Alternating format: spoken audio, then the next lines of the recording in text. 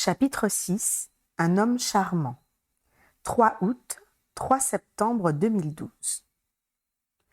Au début du mois d'août, Harry reçut une note de service volante d'Adrian Ackerley, qui travaillait sous les ordres de Percy à la coopération internationale. Il demandait à Harry d'avoir l'obligeance de lui indiquer quand il aurait un moment de libre, car il avait un sujet confidentiel à voir avec lui. Harry considéra la requête avec circonspection. Quand on lui demandait s'il avait un moment, il se retrouvait souvent embarqué dans des affaires dont il se serait bien passé. L'aspect confidentiel ne lui disait rien qui vaille non plus. Mais il n'était par ailleurs pas dénué de curiosité, et il ne put s'empêcher de s'interroger sur ce qu'il allait apprendre. Il répondit à Ackerley qu'il passerait en début d'après-midi. Il réalisa qu'il en savait peu sur cet homme. Il n'en avait entendu parler que par Ginny. Celle-ci subodorait que Percy le formait pour servir de successeur à Kingsley, mais Harry n'avait rien remarqué qui allât en ce sens durant ces derniers mois. Elle avait aussi précisé que l'homme était ambitieux, mais charmant. Il avait effectivement été très urbain quand il s'était brièvement parlé le jour de l'inauguration du musée. Le commandant des Aurores fit une petite recherche dans ses propres dossiers. Il trouva rapidement une liasse de parchemins au nom de Melissa Ackerley. Celle-ci était décédée pendant la guerre, tuée par les Aurores qu'elle avait attaquées quand ils étaient venus arrêter son mari, un sorcier issu de Moldu. Mr. Ackerley avait été envoyé à Azkaban et leurs enfants, Adrian et Stuart, avaient été considérés comme disparus. Harry se souvint que Stuart avait été en même temps que lui à Poudlard.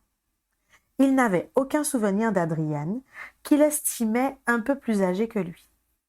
« Est-ce que tu saurais ce que sont devenus les fils Ackerley pendant la guerre ?»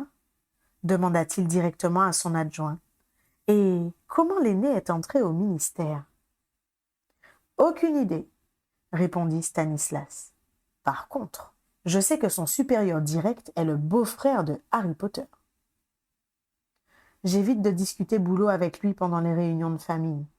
Mais tu as raison, je pourrais l'interroger directement, reconnut Harry. Il repoussa l'idée de passer par le bureau de Percy avant de se rendre à son rendez-vous. Cela pouvait attendre. Et il avait du travail ce matin-là qu'il n'avait que trop tardé à exécuter. Il verrait son beau-frère le soir même puisque toute la famille campait au terrier durant les mois d'été.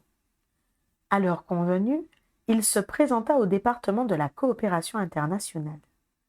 Il trouva sans peine le bureau qu'il cherchait, juste à côté de celui de Percy. Son interlocuteur l'accueillit avec déférence, trop peut-être au goût de Harry qui n'aimait pas qu'on le traite comme le survivant. Son statut de commandant des Aurores lui paraissait amplement suffisant. Quand Harry fut installé, Ackerley entra enfin dans le vif du sujet. « Ce dont je vais vous parler est encore confidentiel, » commença-t-il, « car nous voulons en retarder l'annonce au 1er septembre. Pour faire simple, un tournoi des 3 sorciers va être organisé. » Harry ne put retenir une exclamation de surprise. Il ne s'attendait pas du tout à ce genre de nouvelles. « Vraiment ? Avec quelles écoles ? » Les mêmes que la fois précédente. Beauxbatons et Durmstrang, le renseigna Ackerley. Nous aurions bien aimé inviter l'Institut de Salem, mais la France tenait à participer, et nos relations avec les pays d'Europe de l'Est ont besoin d'être renforcées. L'Amérique sera pour une prochaine fois. Après tout, nous ne sommes pas obligés d'attendre 19 ans pour en organiser un autre. Harry sia au chiffre annoncé, comme le temps passait vite. Vous serez bien entendu un invité d'honneur, tout comme votre belle-sœur et le champion de Quidditch, Victor Krum. Vous avez gardé des liens avec lui, il me semble. L'homme était bien renseigné. Si Harry et Ginny n'avaient pas revu Victor et son épouse depuis leur mariage sur l'île d'Avalon, ils s'envoyaient des vœux et des nouvelles chaque fin d'année. L'Aurore se demanda si c'était Percy qui en avait parlé à son protégé. « Ce sera à Poudlard ?» questionna Harry, ne sachant trop s'il avait envie de participer à cet événement. Le déroulé du précédent tournoi, et surtout la manière dont il s'était terminé, ne lui avait pas laissé de bons souvenirs. Il eut une pensée émue pour le père de Cédric, qui devrait revivre tout cela. Non, ce n'est pas notre tour, répondait son interlocuteur. Cela aura lieu à Beaubâton, sous le patronage de madame Maxime. N'est-ce pas excitant? Harry dut se forcer à sourire. Il semblait que l'homme qu'il avait en face de lui ne réalisait pas le traumatisme que cela avait constitué pour lui. Sans doute n'était-il plus à Poudlard à cette époque. « Y avez-vous assisté la fois précédente » s'enquit-il pour en avoir le cœur net. « Je venais de quitter l'école, mais je suis venu pour la première épreuve. Quelle virtuosité vous aviez avec votre ballet! Vous ne vous en rendiez peut-être pas compte, mais c'était à couper le souffle. » Comme Harry ne répondait pas, il ajouta d'un ton plus calme. « Je comprends que cela puisse éveiller des souvenirs pénibles pour vous. Cette rencontre avec celui dont on ne doit pas prononcer le nom, cela a dû être effroyable. » Harry se demanda pourquoi on ne parlait jamais de Cédric. Il avait parfois l'impression qu'il avait disparu de la mémoire collective, chacun préférant se rappeler de la vaillance du survivant. « Qu'attendez-vous de moi » demanda-t-il pour revenir au présent. « Eh bien, vous serez un invité d'honneur, ce qui implique que vous soyez présent à chaque épreuve. En tant que vainqueur du précédent tournoi, nous espérons que vous accepterez de procéder au tirage au sort des candidats et à la remise de la coupe aux gagnants. Nous serions aussi très heureux si vous vouliez faire un discours introductif. » Ackerley parut hésiter avant d'ajouter. « Nous ne désirons pas rappeler que cela a marqué le début de notre guerre. Comme c'était un problème purement national, ce serait déplacé. Nous préférons nous concentrer sur l'émulation magique que cela entraîne et les rencontres que vous avez faites, vous voyez ?»« Oui, j'ai compris, » soupira Harry. « Le fait que Fleur se soit mariée avec un de mes proches et les relations que j'ai toujours avec Krum, de quoi faire rêver les petits sorciers et leur donner envie de participer. »« C'est tout à fait ça !» s'exclama Ackerley, ravi. « Tentez de retrouver l'excitation que cela a constituée pour vous, la fierté d'avoir surmonté toutes ces épreuves. »« D'accord, d'accord, » fit Harry qui se retint de rappeler qu'il n'avait jamais voulu participer et qu'il y avait été contraint car il n'était pas possible de déclarer forfait. « L'amitié entre les peuples et tout, promit-il. « Parfait !» le félicita Ackerley. « Nous contacterons votre belle-sœur prochainement.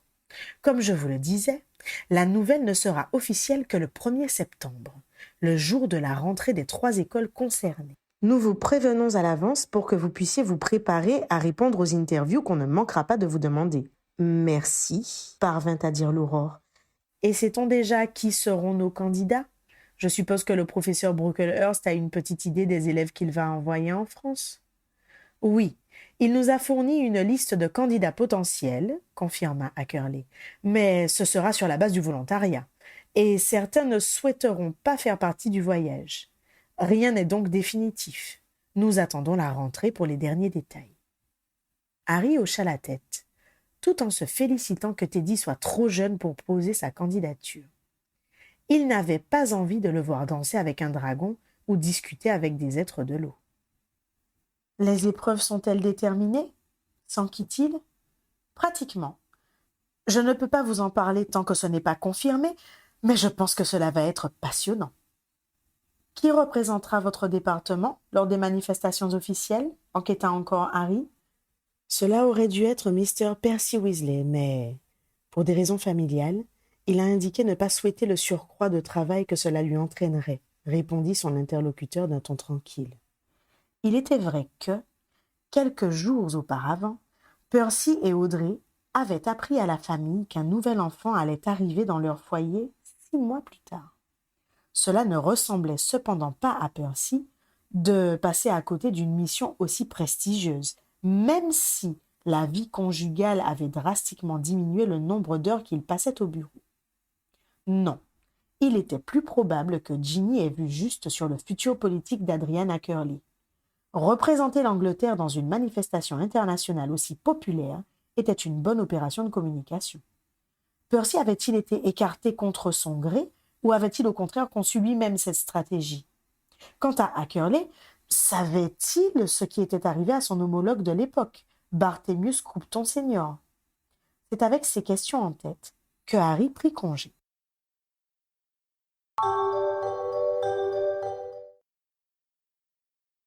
Le soir même, une fois qu'ils se furent retirés sous leur tente, Harry raconta son entrevue à Ginny. Ce n'était pas une affaire d'État et il estimait pouvoir en parler à son épouse qui savait se faire discrète. La première réaction de celle-ci fut positive. « C'est une bonne idée, cela fait tellement longtemps !» Avant que Harry ne puisse répondre, elle ajouta « Ça ne va pas être trop difficile pour toi ?» « Je suppose qu'il faut que j'arrive à surmonter mes mauvais souvenirs, tenta-t-il de positiver. Harry, tu as le droit d'être encore traumatisé par ce qui t'est arrivé cette année-là, lui assura-t-elle. Le concept du tournoi n'est pour rien dans l'horreur que tu as vécue, mais pour toi c'est lié, et c'est normal que tu ne te sentes pas très bien avec l'idée qu'on vienne te chercher pour en faire la promotion.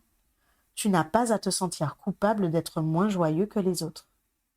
Cette reconnaissance de son mal-être lui fit énormément de bien.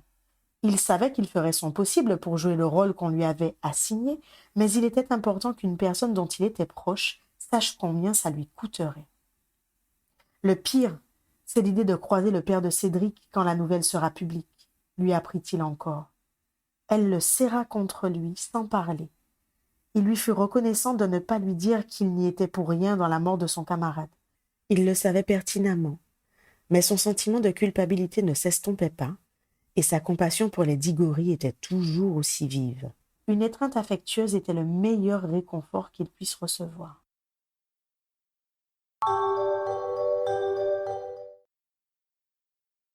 Quelques jours plus tard, alors que les adultes se dispersaient pour tenter de coucher les enfants, Fleur retint Harry par le bras. « Adrienne t'a parlé du tournoi ?» demanda-t-elle avec un air conspirateur et après avoir vérifié que personne n'était assez près pour les entendre. « Oui, il y a quelques jours, répondit-il, en se demandant depuis combien de temps Ackerley était devenu Adrian et si c'était ainsi que Ginny le désignait également. « C'est excitant, n'est-ce pas ?» Harry s'obligea à sourire. « Je suppose, oui. » Le sourire de Fleur se fana. « C'est vrai que pour toi, ce n'est pas un souvenir agréable. » Il haussa les épaules, ne voulant pas s'appesantir sur ses pensées amères. Il était naturel qu'elle ait une vision différente de la sienne. Le tournoi lui avait donné l'occasion de rencontrer son mari, et elle y avait tenu sa place avec bravoure. « Tu aimerais que Victoire soit assez âgée pour y participer ?» demanda-t-il cependant. « J'aimerais qu'à l'âge requis, elle ait le niveau et le courage de le tenter, » répondit la Vélane en regardant vers le dortoir en toile où Bill était en train d'accompagner leurs 3 enfants. La voix de Ron s'éleva dans leur dos. « On conspire ? On discute, » répliqua Harry, doutant cependant de parvenir à abuser son meilleur ami. « Ron, tu as une tache sur ta robe, » tenta Fleur pour faire diversion. « Je suis certain que votre sujet de conversation commence par un T et va par 3, » annonça Ron avec un petit sourire. « Moi aussi, je serais au courant de tout si mon épouse s'appelait Hermione, » plaisanta Harry. « Figure-toi qu'elle m'avait caché ça, cette petite cachotière, » démentit Ron les yeux rieurs. « Et ne me demande pas comment elle le savait. Elle n'est pas supposée être au courant. Mais quand j'ai évoqué une réunion extraordinaire des maîtres de guilde, elle a eu ce petit air supérieur qui ne trompe pas. « Une réunion des maîtres de guilde ? Vous allez ouvrir des boutiques en France ?» demanda Fleur d'un ton qui laissait entendre qu'elle n'approuverait pas cela. « Pas du tout, mais les Anglais pourront assister au spectacle sans quitter le pays, » leur apprit Ron, « grâce à une invention allemande qui sera présentée ici et à Berlin pour l'occasion. »« Ne me dis pas qu'ils ont inventé la télévision, » s'étonna Harry. « Non, seulement le cinéma, » répliqua Ron. « Tu es sérieux ?» s'étonna Harry. « Comme un président du Magen Mago, » affirma son ami. « En fait, c'est basé sur le principe de la pancine. Des journalistes assistent à l'événement, le commentent, puis mettent leurs souvenirs dans des flacons qui sont envoyés par porte au loin dans un endroit où une pancine améliorée pourra restituer les images de manière à ce qu'elles soient visibles pour toutes les personnes se trouvant à proximité. »« C'est merveilleux, » commenta Fleur. « Oui, c'est un progrès énorme, » confirma Ron. « De notre côté, nous sommes chargés d'aménager des lieux où nous ferons les projections. Nous attendons l'arrivée d'une merveille image d'un jour à l'autre. » « C'est le nom du projecteur de souvenirs ? Le nom anglais, oui. »« Comme c'est amusant !» s'exclama Fleur. Tout le pays nous verra assister aux épreuves. Est-il aussi prévu de faire une projection à Poudlard? Il y en aura une à Poudlard et une autre sur le chemin de traverse, l'informa Ron. Une projection publique de Pansine, répéta Harry, pour se faire à l'idée. Dis, pourquoi ce n'est pas le centre de recherche que tu as mis sur pied qu'il a inventé? Ne m'en parle pas, grogna Ron en se rembrunissant. J'ai des gars qui travaillent sur des équivalents magiques des techniques de communication moldues, y compris le cinéma et la télévision, mais on s'est fait doubler en beauté. Des milliers de galions investis pour rien. Bon, c'est la règle du jeu. Quand on finance de la recherche, mais quand j'ai appris pour les super pansines, crois-moi, je suis devenu germanophobe. Mais bon, c'est comme ça, on n'a plus qu'à faire oublier au grand public que l'idée n'est pas de nous. Le ministère est en négociation pour acquérir des droits d'utilisation pas trop ruineux. C'est ce cher Ackerley qui s'en charge, comme de l'organisation du tournoi. Il est partout, celui-là, grogna Harry, qui ne s'était pas encore décidé à en parler avec Percy. Il le mérite, assura Fleur, les yeux dans le vague. C'est un homme tellement charmant.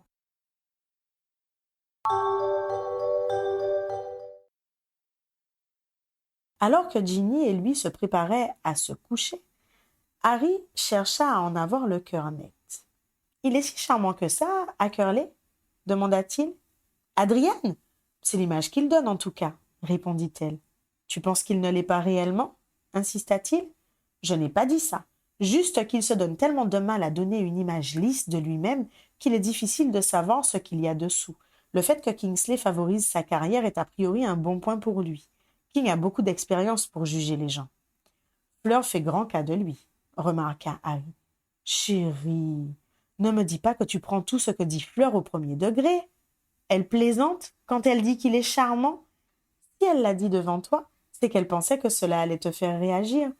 Ça a bien marché d'ailleurs, puisque nous avons cette conversation, constata Ginny. Tu es jaloux? Tu veux dire que ce que dit Fleur n'est pas aussi idiot et maladroit que ça en a l'air? S'étonna Harry. Finalement, la personnalité de sa belle-sœur l'intéressait bien plus que celle d'un homme politique ambitieux, même si sa femme l'appelait par son prénom. J'ai mis du temps à le comprendre, admit Ginny. Mais c'est sa manière de rappeler qu'elle est autre chose qu'un joli visage et une séduction irrésistible. À sa place, je tenterais plutôt de dire des propos sensés, soupira Harry. Je pense qu'elle a mis en place cette tactique de diversion parce qu'elle n'imaginait pas être assez intelligente pour détourner l'attention de sa beauté par des traits d'esprit, analysa Ginny. À moins qu'elle ait essayé, mais qu'elle n'ait pas été écoutée.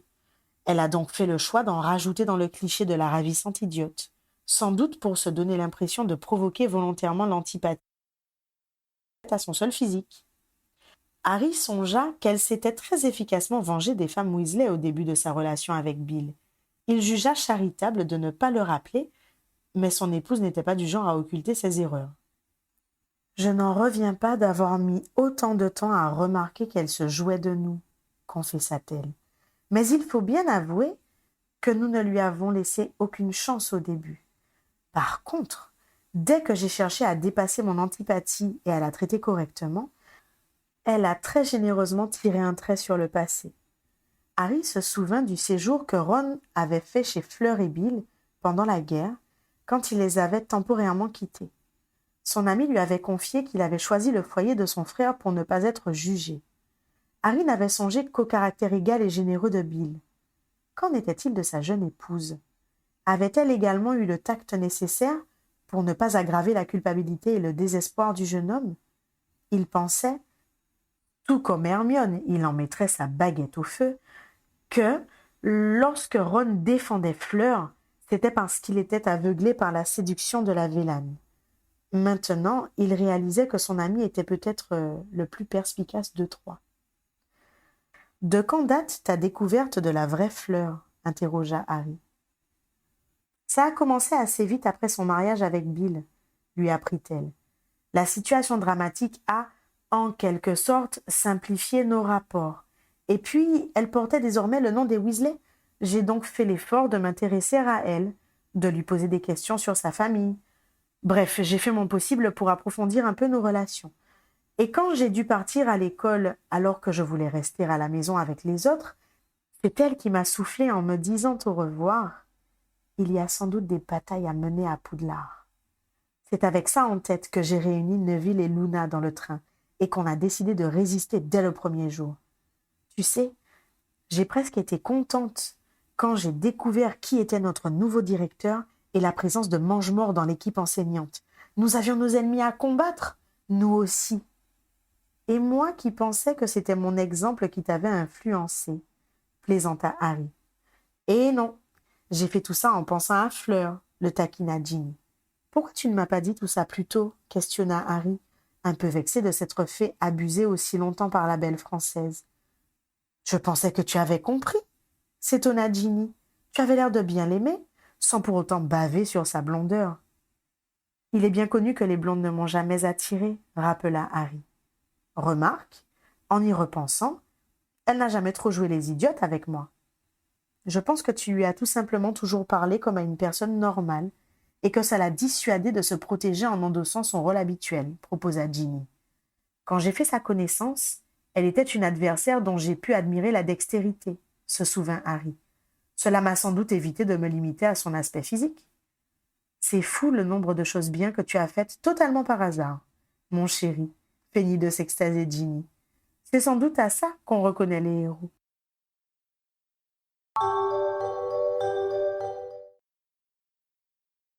Le 1er septembre, les familles concernées accompagnèrent les étudiants sur le quai 9-3/4.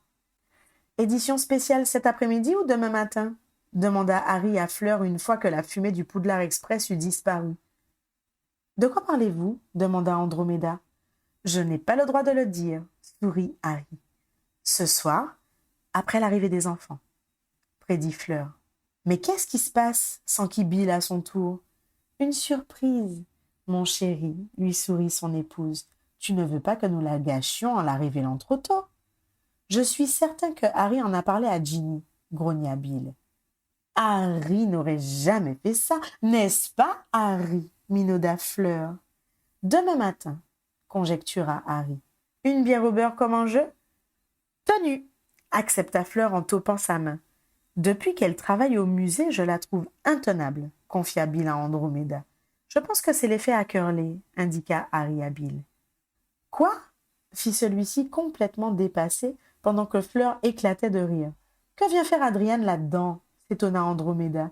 Il paraît que c'est un homme charmant, insista lourdement Harry. Bon, je vous laisse, Ginny a terminé de parler avec ses copines.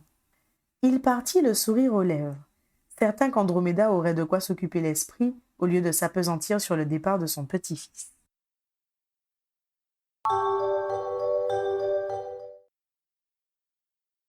L'article, qui avait paru le dimanche matin, était le sujet du jour le lundi quand Harry arriva au QG. « Harry, tu as vu?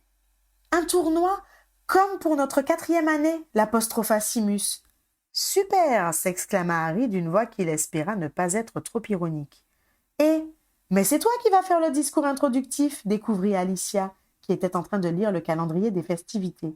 « Il paraît, » admit-il en s'obligeant à sourire. « Harry, c'était comment de participer au tournoi ?» demanda Demelza d'une voix excitée. Harry s'apprêtait à donner le change quand il croisa l'œil méprisant de Cyprien Muldoon. Soudain, il ne supporta plus le rôle de gaieté factice qu'il endossait. Il soutint un moment le regard de son subalterne avant de se tourner vers son interlocutrice. « Tu sais, j'étais bien trop jeune pour concourir, » rappela-t-il. « Du coup, j'ai passé l'année à crever de peur. Je ne souhaite ça à personne. » Il sourit pour adoucir sa réponse, puis, luttant contre son envie de foncer droit dans son bureau, il s'obligea à faire son tour habituel pour serrer la main de tout le monde. Arrivé devant Muldoon, il tendit la main sans le regarder et passa au suivant, sans se donner la peine de prononcer les paroles rituelles. Il lui sembla que l'homme était encore plus crispé que d'habitude. Quand il s'éloigna enfin, le froid que sa sortie avait jeté s'était dissipé. On commentait l'article sur les merveilles images. Les sorciers, connaissant le monde moldu, tentant d'expliquer le concept de cinéma à leurs collègues. « Tu vas devoir t'absenter souvent ?» demanda simplement Pritchard quand il pénétra dans la pièce qui leur était réservée. « Non, on ne m'exhibe que pour les grandes occasions. » Je suppose qu'on utilisera un porte-loin pour voyager sans perte de temps. Je n'ai rien de prévu avant le 31 octobre, le jour de la désignation des candidats. Cela ne devrait pas trop chambouler le planning alors, se rassura Stanislas. Non. Et, avec un peu de chance, cela détournera l'opinion publique de nos échecs. Tu crois que je peux demander à la brigade de faire des bavures uniquement la veille des épreuves? Je pense que tu fréquentes trop Adriana Curley, jugea Pritchard.